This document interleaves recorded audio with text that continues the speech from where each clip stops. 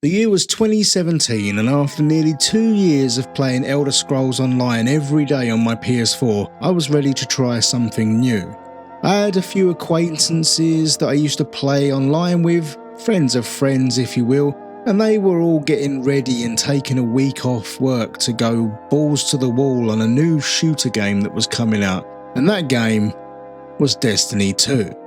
I hadn't played the first game, not necessarily because I wasn't typically into first-person shooters, but more because I was playing in a band back then and spent more time playing guitar, going to rehearsal and hanging out and being cool. Yeah, right. But the fact that other people were talking it up, and that when I had a look into it I found out that it was more sci-fi than perhaps I had originally thought, made me decide to get in on some of that sweet action from the start. There isn't anything quite like the buzz of the opening weeks of a new MMO. Typically, I am turned off by first-person shooters as they seem to mainly be in the vein of Call of Duty or something else based on real-life military, often the US military, and I am not a fan of the armed forces. I think these games sort of glorify war and the horrific things done by countries and then young men and women sent off to die for nothing more than the continuation of empire and imperialism. I know things are a little more complicated than just getting rid of the army, and perhaps a standing army is needed in some capacity, but when people want to play those games and pretend to be an agent of conflict and play act many things that I probably can't say on YouTube, I'm not interested. But I will concede that shooting big guns in video games is indeed fun. So if the setting is fantasy and the things that you are unaliving in the face are space aliens from space, I can get on board. And so it was that I started my journey into Destiny 2. Now I kind of loved it straight off the bat, maybe because the genre was a bit new to me and probably because I didn't have any preconceptions of the first game, but I really enjoyed the original campaign while loads of people around me sort of moaned about it. I settled into a rhythm of logging in every day, running my dailies and weeklies and just enjoying playing the game. From that point on, it replaced Elder Scrolls Online as my daily game. Now, a lot of water has passed under the Destiny 2 bridge since those days and many things have changed, and I played pretty consistently up to maybe the Forsaken expansion and then had a bit of a break. But then I would pop in and out each time a new expansion dropped until eventually I sort of stopped playing altogether, probably when I started playing World of Warcraft and Guild Wars 2 more seriously. The name of this video is Why I Love Destiny 2. And that title and others in the Why I Love series are slightly hyperbolic and perhaps a little bit clickbaity, and I think before I revisited the game again recently, I was going to supply the explanation that perhaps a more accurate title for my actual feelings would be Why I Loved Destiny 2. Because as I am sure any long-term fans of the game will know, Bungie have made some bloody honking decisions along the way and sort of steered the Destiny car directly into a wall. But despite those decisions, and despite many of the irritating bugs and design quirks I experienced upon returning to the game, I found out that I do in fact still love this game. Another little fact about this game and my experience with it is that it was a game that kind of got me into the idea of making videos about games and video editing in general, as I remember writing a song and recording footage and making a little music video about it on iMovie on my old Mac.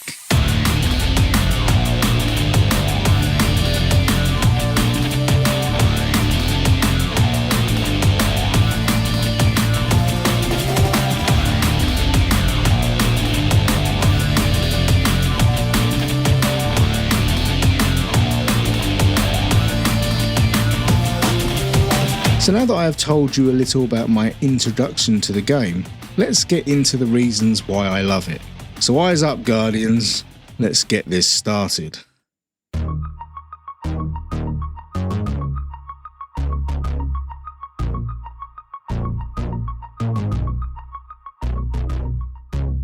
The first thing I will talk about is how the game looks, as before I got hooked on the gameplay, the looks were a massive part of what grabbed me about the game.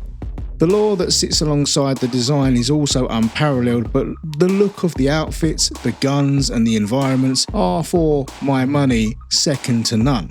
I always jokingly referred to Destiny 2 as gay space lasers in gay space, owing to the carnival of colour on screen at any one time. Everything positively sparkles and explodes in a shower of colour as you glide your way across the landscapes. And with some of the most fabulous outfits out there, even in the darkest corners of the galaxy, you can still positively shine. I think you know a game is doing its cosmetics well when you sort of spend so long trying out different shaders for your outfits, creating looks by mixing and matching armour parts, only reinforced by the fact that as soon as I'd get a higher level piece of gear, I'd have to go in and shade it immediately so that my drip was on point, obviously. In my opinion, the game looks amazing, and I struggle to think of many games that do it better.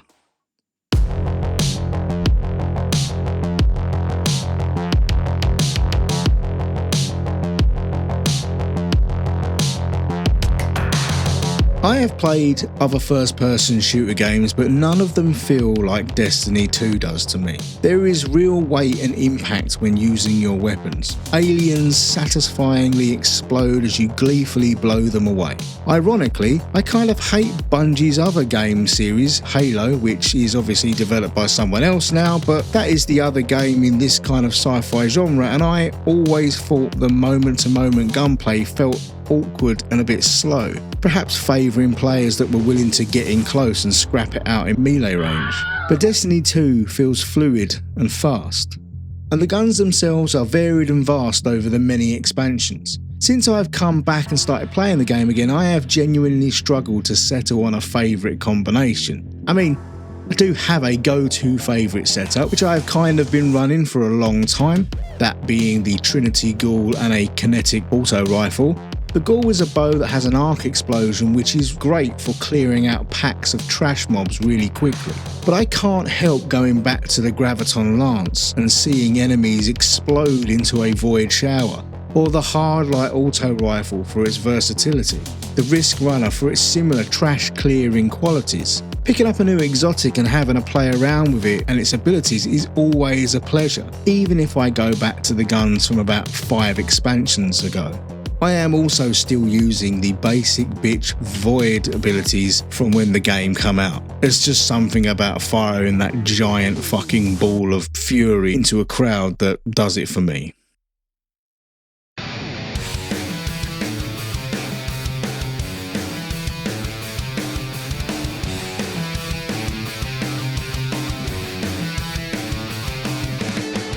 As I said in my Guild Wars 2 Joy of Movement video, movement and the feeling of traversing the virtual world you are in can make or break a game. And moving through spaces in Destiny 2 is a joy as you glide about the place, floating about, ascending the highest peaks and descending into the deepest caves. Your ability to jump and cover distances across all the classes truly is a joy, and perhaps might be on par with Guild Wars 2, and, if I dare to be so bold, perhaps even better. But we're not exactly comparing apples to apples here, so they don't have to compete. But I always feel swift and speedy in Destiny 2. When you're running group activities, it almost feels like you're in a race, the speed at which you zoom through the level. The level design promotes you digging deep and using everything you have to get about, and it is always fun to fling yourself from the highest points and soar across the sky. And can you say you have truly lived unless you have been killed by the architects?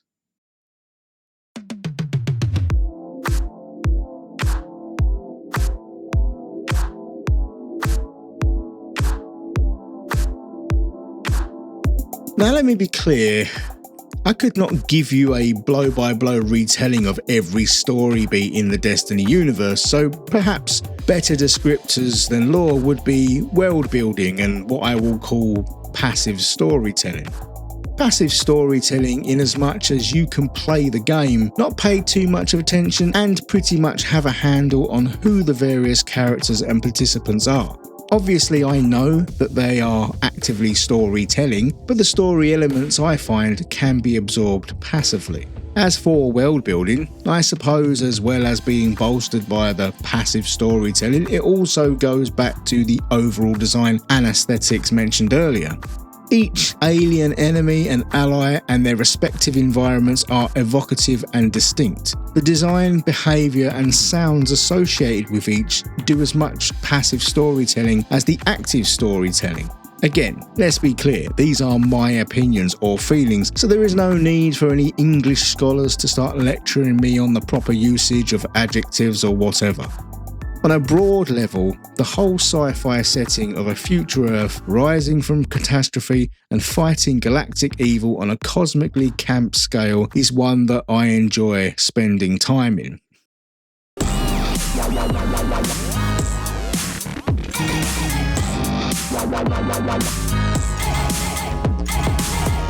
Now, this one is truly indulgent of my own feelings, but perhaps one of my favourite aspects of Destiny 2 is the PvEVP game mode Gambit.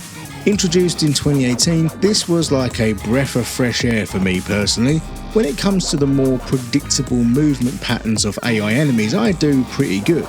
But when you throw an erratic human in there, I just crumble and get smeared all over the arena. I never have been too good at PvP first-person shooters, even as far back as playing deathmatch in GoldenEye with my friends. Sure, Crucible was better than the whole I wake up, I die, I wake up, I die, proximity mines in the toilet vibe of GoldenEye, or getting chopped in the balls by Objob, but I am not good at it by any means. But if I am shooting you, bang, while you are trying to fight a taken blocker, then I have a chance of scoring a kill. Sure, you are distracted, and that makes me a snidey little coward, but all is fair in gay space war.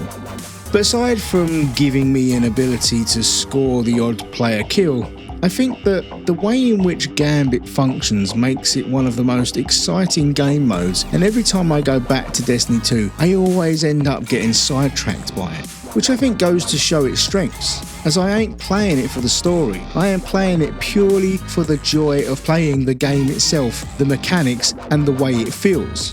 For those that don't know, I will give a brief overview of Gambit. You are put into a group of 4 Guardians, you are then assigned an enemy type, so Fallen, Vex, Cabal, etc. Side note, I fucking hate the Scorn. And then you are loaded into an arena which has one central area and 4 quadrants around it. One after the other in random order, enemies will appear in one of those 4 quadrants and you will go over and kill them. As you kill them, they drop these little pyramids referred to as motes, and the idea is to collect these motes and then deposit them in the bank in the centre of the arena. You are trying to fill up your bar at the top of the screen, and then once it is full, it will summon a boss, and then you have to kill that boss to win the game. So you are essentially in a race to summon and kill your boss before the opposing team who are also playing on an identical arena. But there are a number of mechanics that create a kind of push and pull to this race. Every time you deposit motes in denominations of 5, 10 and 15, you will close the bank on your opposition side and summon what is referred to as a blocker, and depending on the denominations, they will be weaker or stronger. And that blocker will have to be killed before you can start depositing motes again. If you die, you drop the motes you are holding, which will obviously mean wasted time and effort in this race to kill the boss. Each arena has a portal in the centre of the map where you can pass through and invade the other side. At the top of the screen you can see your opponent's mote bar as well as your own, and the coloured part is the amount of motes banked and the grey part is the amount of motes held. So if you see they are holding a lot of motes, you can then invade their arena and take out those guardians and make them drop their motes to slow down their progress. The same thing goes for when they summon their boss, or primeval as it's known. If you invade and kill a guardian during that last part of the fight, you essentially heal their boss and again slow down their progress.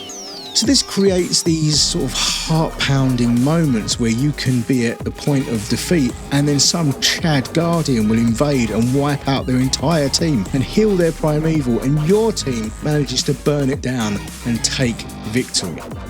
I can't think of any competitive online game that I enjoy more, and I urge you all to give it a go. And once you know the rules, you don't even need to communicate with your teammates. You can all just sort of make it work.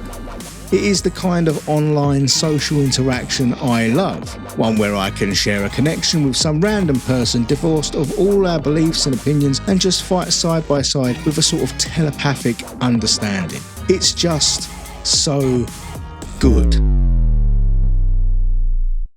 But it isn't all fun time space gaze and big sparkle guns. The game can often be buggy and leave you scratching your head, and on more than a number of occasions I have had to go hunting online for explanations to strange esoteric puzzles that I need to solve to progress the game. I was reading about how to get through a part of a level on a Reddit thread, and I saw this comment from someone and I felt it just summed things up perfectly. I am sure there are more small little gripes, but I think the main issue I want to highlight is just the way in which Bungie have bungled their delivery of the game over the years. And to my mind, that comes in two main forms: the removal of historic content and then making the game so difficult for new players to get into. I was someone who legitimately loved the main campaign at launch, as I said. I would even delete characters just to play through it again. I mean, I know it isn't as popular with other players, but I did love playing it, and more to the point, I paid for it. And now it's gone. Not siloed in a different part of a menu somewhere, available if I want it, just gone. Forever. Bungie's reasoning was that not as many people are playing that content because they are playing the most recent expansions, or that is how I understood it. And whilst I can sort of understand it, I do think it's sort of bullshit. I don't really care if it costs you less to get rid of it. You're running a live service and there are upkeep costs that come with that. So I don't know, suck it up, Buttercup.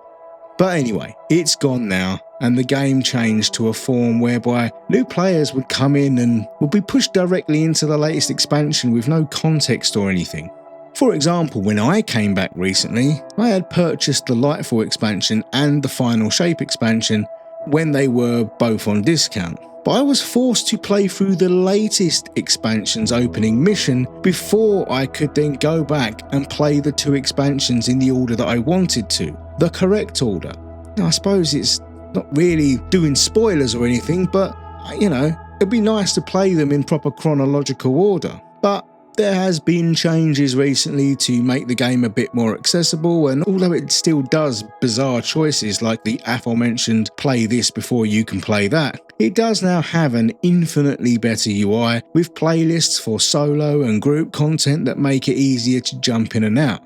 There's now more activities for the player, and I've really been enjoying doing some of the solo sort of missions they've got, and they almost feel like a time trial, like you're trying to speedrun it, and I'll continue to play those as well as Gambit. There has also been a level squish, it seems, and I was made to level from scratch again, which actually has been enjoyable, and whilst Lightfall was a bit weird with this caked up space giant rocking about the place, it was still quite enjoyable. And the Final Shape, true to the opinion of many of the other players in the player base, was a return to form, and I loved playing through that as well. Which is what makes Bungie's approach to things genuinely baffling at times. Because this is an excellent game in terms of how it feels to play, and the other elements that I've already mentioned, so it boggles the mind why they ever made such decisions. There is a whole raft of weird shitty things that people at Bungie have done, or Bungie as a company have done in the recent years, which I'm not going to get into now. You can go and read about those, or you probably already know. But obviously any longer term viewers of my channel will probably know what I think is usually responsible for many a bad decision in this world we live in. But hopefully this can mark an upturn in the fortune, and I look forward to playing through the new expansion next and see where we go from there. Because I don't want to see this game die. I know that all things do, and likely someday that time will come for Destiny 2, but not yet. And not just because I like playing the game, but because when I was playing recently, I went back to the tower to collect some rewards and visit the post box. And as I walked up the main section, I stopped dead in my tracks, and up in front Looking out over the city underneath was Commander Zavala, and I felt a little lump in my throat. Sadly, in 2023, Lance Reddick, who voiced Zavala and who was an avid fan and player of the game, died. I've been a fan of his work in many different media, but looking at that figure standing there, strong, silent and stoic, just like Lance in real life, immortalised forever in one of the most fitting tributes I could ever think of, made me well up a bit. Hearing stories of the way the community reacted to his passing and the tributes they paid are some real life affirming shit, and he will never be forgotten. So I need this game to continue. For Lance. And that's why I love Destiny 2.